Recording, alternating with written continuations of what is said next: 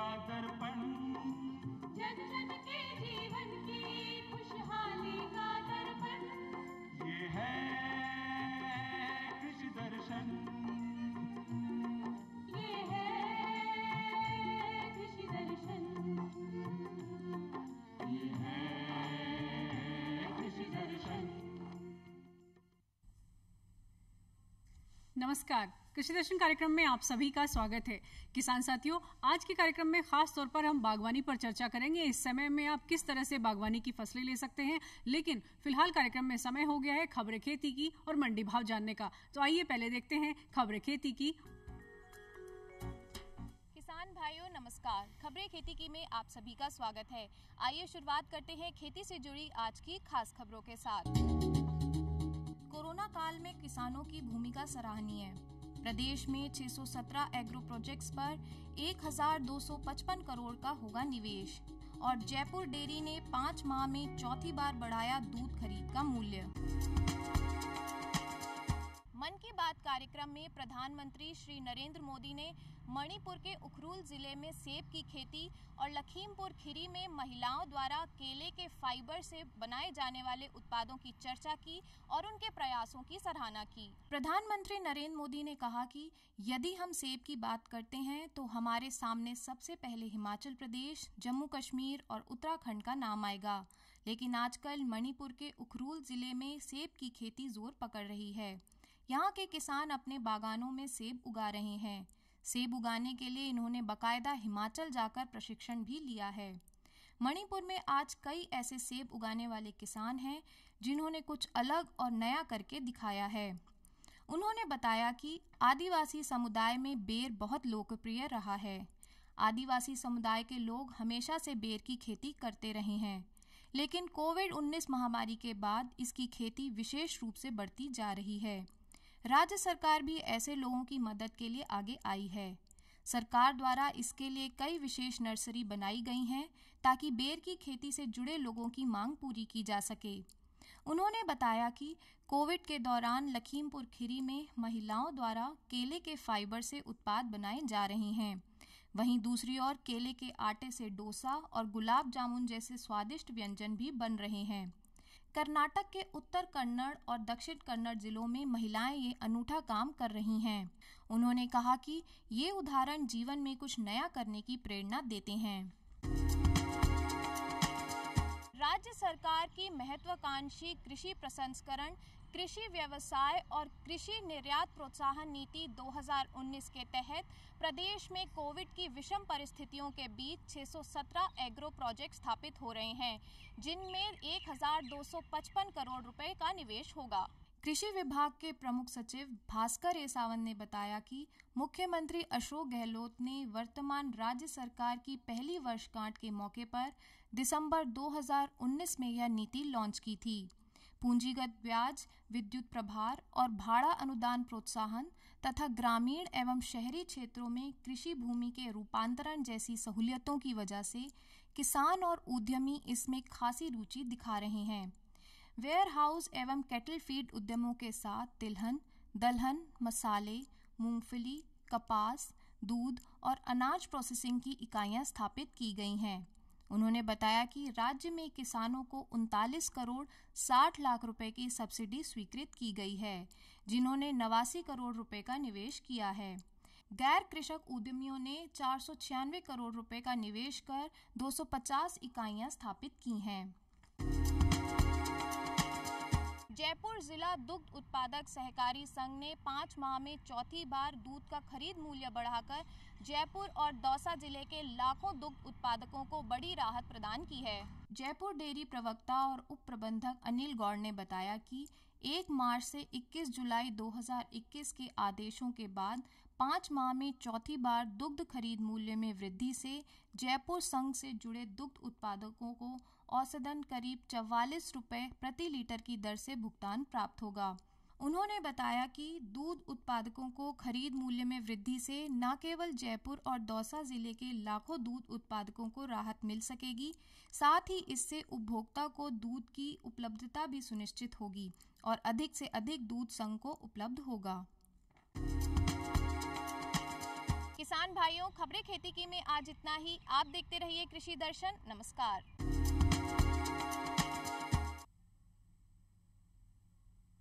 कृषि दर्शन कार्यक्रम में एक बार फिर आप सभी का स्वागत है। किसान साथियों, बागवानी में इस वक्त आप क्या कर सकते हैं? अगर आपको शेड नेट लगाना है तो उसके लिए क्या तैयारी करनी होगी, या फिर कोई नई तकनीक आप सीखना चाह रहे हैं या बागवानी में कुछ नया करना चाह रहे हैं तो वो क्या हो सकता है? इस पर विशेष जानकारी के लिए आज स्टूडियो में मौजूद हैं विशेषज्ञ। आइए उनसे मिलते हैं। आज हमारे साथ हैं देवेंद्र चौधरी जी। आप संयुक्त निदेशक हैं उद्यान कृषि विभाग राजस्थान सरकार में। किसान भाइयों राम राम। सर, कार्यक्रम में आपका बहुत बहुत स्वागत है।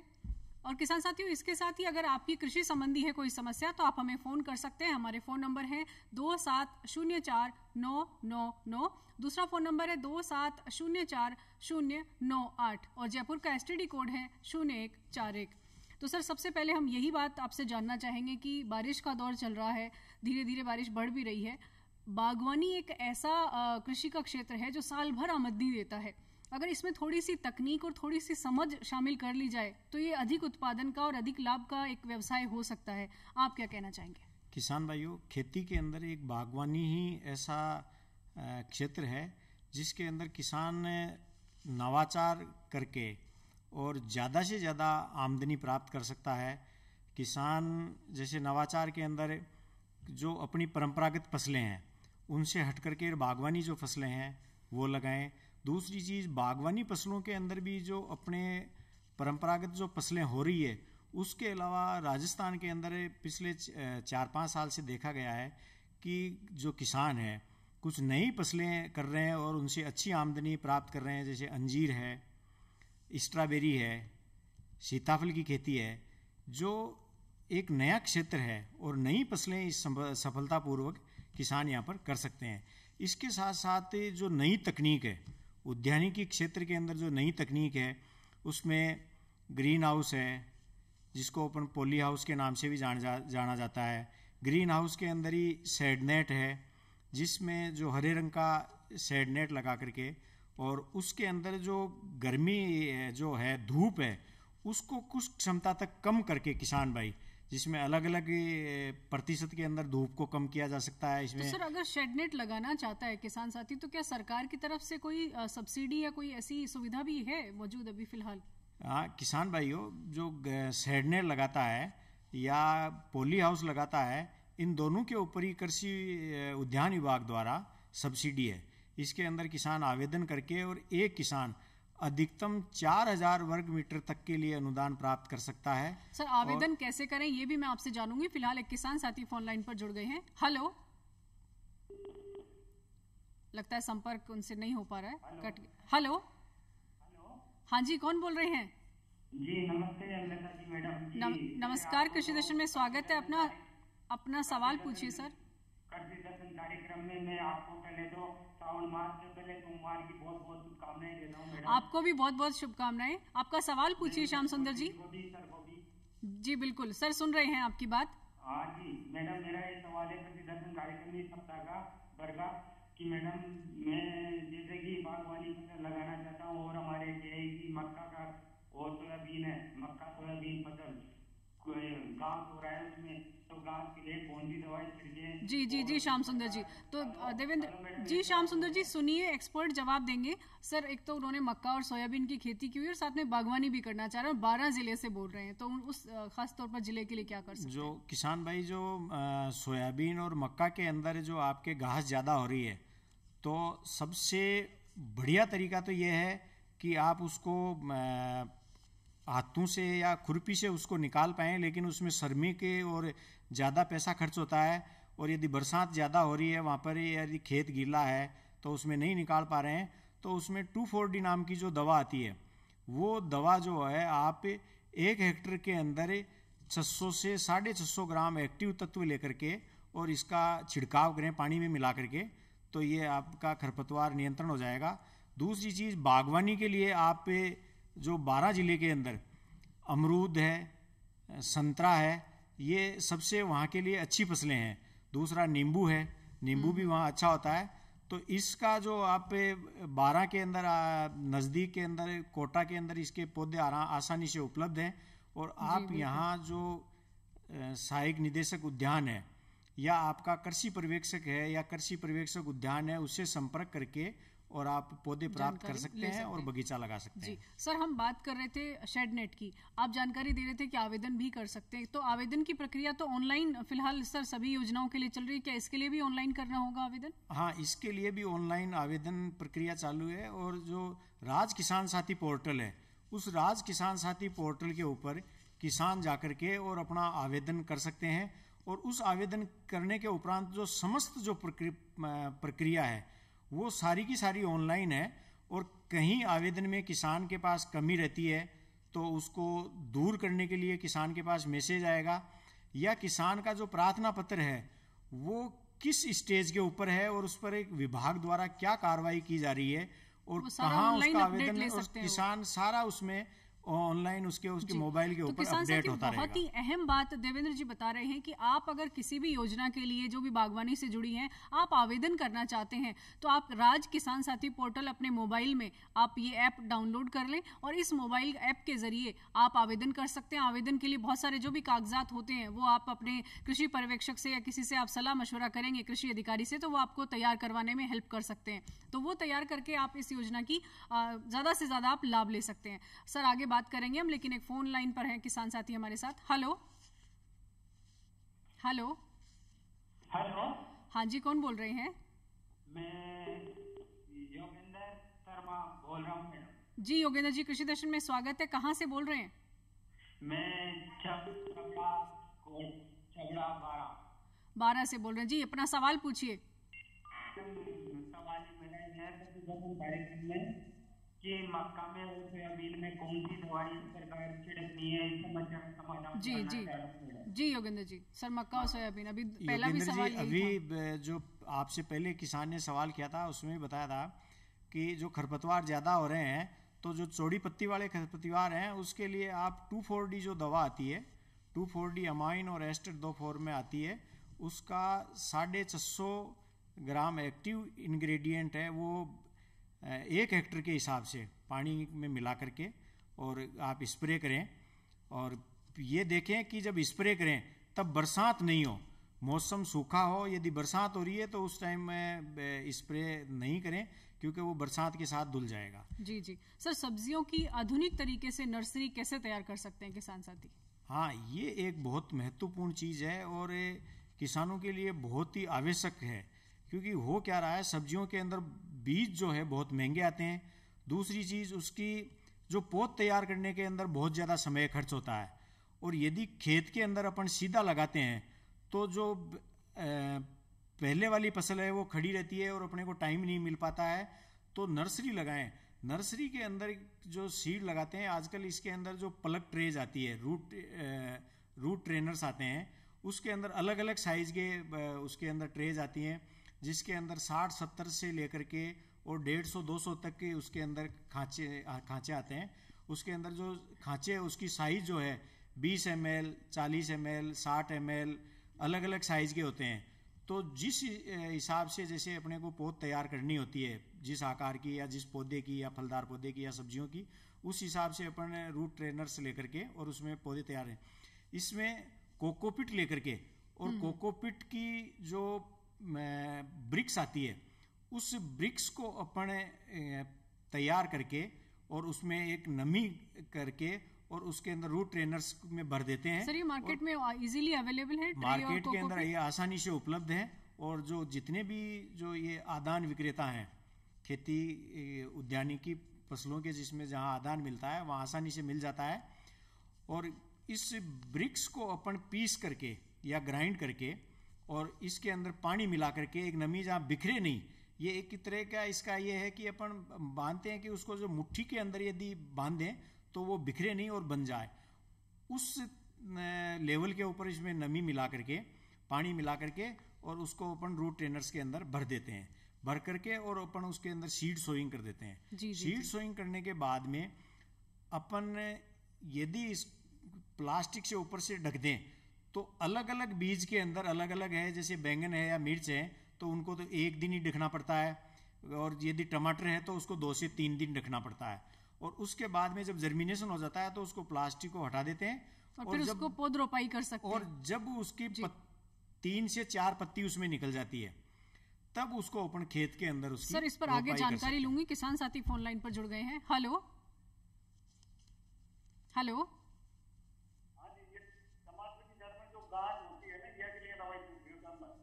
सर आप क्या बोल रहे हैं, समझ में नहीं आया, आप एक बार दोबारा बोलें। अपना नाम बताएं और अपना सवाल पूछें सर। नाम तो भरतलाल है, मेरा नाम सर भरतलाल हूँ। जी अपना सवाल पूछिए भरत जी।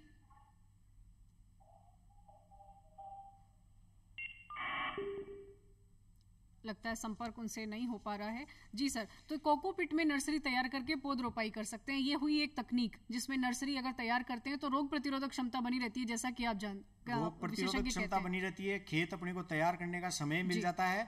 और दूसरी चीज, अब ये जो है एक कंट्रोल्ड कंडीशन के अंदर, नियंत्रित वातावरण के अंदर अपन पौध इसमें तैयार कर सकते हैं। तो जो खुले आसमान में पौध तैयार होती है, अपना जर्मिनेशन कम होता है, बीज का अंकुरण कम होता है, तो अपन इसके अंदर 100% अंकुरण प्राप्त कर सकते हैं। सर एक और जानकारी आपसे लेना चाहेंगे। जो लोग बागवानी करते हैं वो ड्रिप इरिगेशन जो है वो उनके लिए मददगार है। तो ड्रिप इरिगेशन तो किसान साथी अपना रहे हैं, लेकिन खाद और उर्वरक भी लिक्विड फॉर्म में दें तो उसके लिए वो क्या कर सकते हैं, कौन सी नई तकनीक की वो जानकारी रखें? ये बहुत महत्वपूर्ण चीज है। किसान ड्रिप सिस्टम लगा रहे हैं, लेकिन उसके अंदर खाद उर्वरक जो है अभी भी अपन जमीन के अंदर दे रहे हैं या पौधे के थांवले के अंदर दे रहे हैं। तो जो खाद है उर्वरक की जो अतिरिक्त मात्रा है उसका अपने को आर्थिक नुकसान भी होता है, पौधे को उससे कोई लाभ भी नहीं प्राप्त होता। दूसरा, जो अपन अतिरिक्त यदि उसके अंदर पोषक तत्व चले जाते हैं तो जो दूसरे पोषक तत्व जो ऑलरेडी जमीन में उपलब्ध होते हैं उनको भी वो कई बार रासायनिक क्रियाएं होकर के और उनकी उपलब्धता कम कर देते हैं। फर्टिगेशन के लिए क्या करें, इस पर जानकारी लूंगी। एक किसान साथी फोन लाइन पर है सर। ऑटोमेशन और फर्टिगेशन जो तकनीक आ गई उसके अंदर जो लिक्विड फर्टिलाइजर है और उनके लिक्विड फर्टिलाइजर को ड्रिप इरिगेशन के द्वारा आसानी से दे सकते हैं।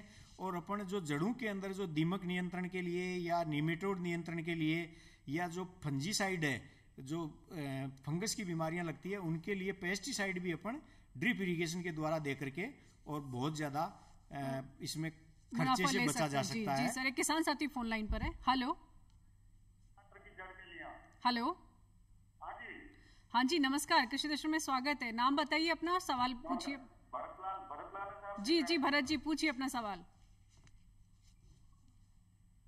भरतलाल बताइए नाम तो सर। ये टमाटर की जड़ में जो गांठ होती है ना, ये के लिए दवाई पूछना चाहता हूँ। हाँ भरतलाल जी, जो टमाटर के अंदर जो जड़ों के अंदर गांठ होती है वो निमेटोड की होती है, सूत्रकृमि की होती है। तो आप इसका एक अपने जो जैविक पद्धति है उसके अंदर ये है कि उस खेत के अंदर आप ज्यादा से ज्यादा गेंदा लगाएं। तो गेंदा एक देसी चीज है, इससे भी आपका जो निमेटोड है वो टमाटर की फसल के आसपास से नहीं आएगा।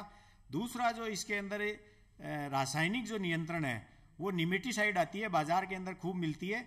उस निमेटिसाइड को आप 20 से 25 किलोग्राम प्रति हेक्टेयर के हिसाब से जमीन के अंदर मिला करके और इसका निमेटोड का नियंत्रण आसानी से कर सकते हैं। जी सर, मल्चिंग बागवानी में कितनी लाभदायक है? क्या इससे जो भी हमारा जो वातावरण के अनुसार नुकसान होता है या पानी की कमी होती है, तो ऐसे में मल्चिंग कितनी फायदेमंद है? मल्चिंग कई तरह की होती है। जैविक मल्चिंग होती है जिसके अंदर अपन खरपतवारों की या जो अपने पास सूखी घास है उसकी मल्चिंग करते हैं, जो जिससे उसमें जमीन के अंदर जो कार्बनिक तत्व हैं वो भी बढ़ते हैं। दूसरा, आजकल सबसे बढ़िया जो मल्चिंग है, प्लास्टिक की जो मल्चिंग आती है वो है। तो एक जो सब्जियां करते हैं उसके अंदर उठी हुई क्यारियां बना करके और बेड्स बना करके और उसके ऊपर मल्चिंग करते हैं प्लास्टिक से। तो उससे पानी बहुत कम लगता है, पानी का वाष्पीकरण नहीं होता, खरपतवार का नियंत्रण होता है और जो पौधों की जो बढ़वार होती है वो बहुत अच्छी तरह होती है। और इसके अंदर एक निश्चित दूरी के ऊपर अपन जहां ड्रिप सिस्टम जो लगाते हैं, बूंद बूंद सिंचाई, उस बूंद बूंद सिंचाई जितनी दूरी के अंदर अपना दूरी पर ड्रिपर्स लगा हुआ है वहां मल्चिंग के अंदर छेद करके और अपन पौध लगा करके और बहुत अच्छा उत्पादन इससे प्राप्त कर सकते हैं। जी सर, एक और बात देख रहे हैं कि जैसे ये जो हमारा एक बहुत ही कठिन दौर आया कोरोना काल, इसमें बहुत सारे लोग ऐसे हैं जिन्होंने अपना एंटरप्रेन्योरशिप में आए हैं, नया बिजनेस है, और उसमें देख रहे हैं कि एग्री एंटरप्रेन्योरशिप में युवा आना चाहते हैं। तो जो युवा बागवानी क्षेत्र में एंटरप्रेन्योरशिप में आना चाहते हैं तो वो उनके लिए कितनी संभावनाएं है और वो कौन सा क्षेत्र चुने, क्या चीज चुने? इसमें बागवानी के अंदर जो एंटरप्रेन्योरशिप की संभावनाएं हैं वो बहुत अधिक है। जैसा मैं आपको बताऊं कि मशरूम कल्टीवेशन है, बी कीपिंग है, नर्सरी मैनेजमेंट है। नर्सरी के अंदर आजकल बहुत सारी संभावनाएं हैं। नर्सरी के अंदर जैसे वेजिटेबल्स की नर्सरी है, इसका व्यवसायीकरण हो रहा है, जिसमें जो प्लग ट्रेज की जो नर्सरीज है उसमें ऑटोमेटिक सिस्टम से इरिगेशन होती है, फर्टिगेशन होता है और पौध तैयार करके और किसानों को देते हैं किसानों की डिमांड के अनुसार। दूसरा, ग्रीन हाउस के अंदर जो प्रोटेक्टेड कल्टीवेशन है, ग्रीन हाउस है, शेडनेट है, लो टनल्स है, वाकिक टनल्स हैं, इनके अंदर अपन विपरीत जो मौसम की सब्जियां हैं वो भी ले सकते हैं। दूसरी, कई तरह के जो इसी से जुड़े हुए हैं, कोल्ड स्टोरेज हैं, पैक हाउसेज हैं, सॉर्टिंग एंड ग्रेडिंग यूनिट्स है, वैक्सिंग यूनिट्स हैं, प्रोसेसिंग यूनिट्स हैं, ये लगा करके और अपन इसके अंदर ज्यादा से ज्यादा उद्यम स्थापित करके और आमदनी प्राप्त कर सकते हैं और रोजगार प्राप्त कर सकते हैं। सर, एक और किसान साथी हमारे साथ फोन लाइन पर है। हेलो हेलो हेलो हेलो, हाँ जी, कौन बोल रहे हैं? नाम बताइए अपना और सवाल पूछिए अपना। आपकी आवाज नहीं सुन पा रहे हैं हम, अपना नाम दोबारा बताएं। जी, सवाल पूछिए अपना। नीम से बना सकते हैं, नहीं बना सकते क्या? आप जैविक तरीका जानना चाह रहे हैं, कोई कीट नियंत्रण का जैविक तरीका जानना चाहते हैं शंभूलाल जी?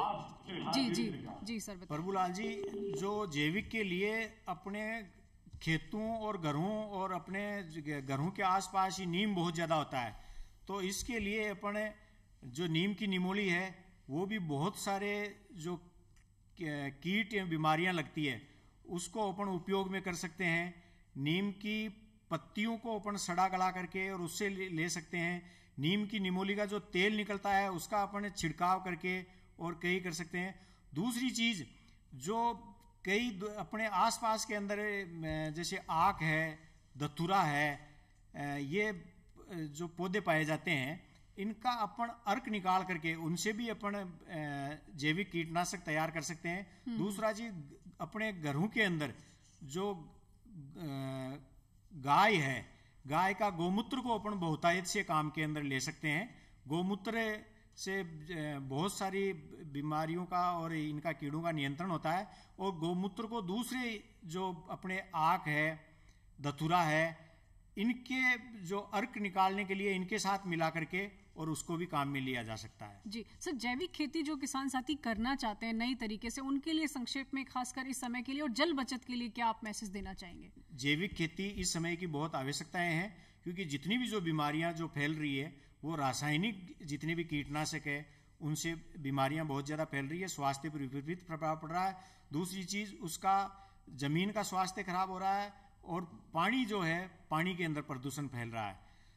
जो अभी जैविक खेती है वो समय की बहुत इस समय आवश्यकता है।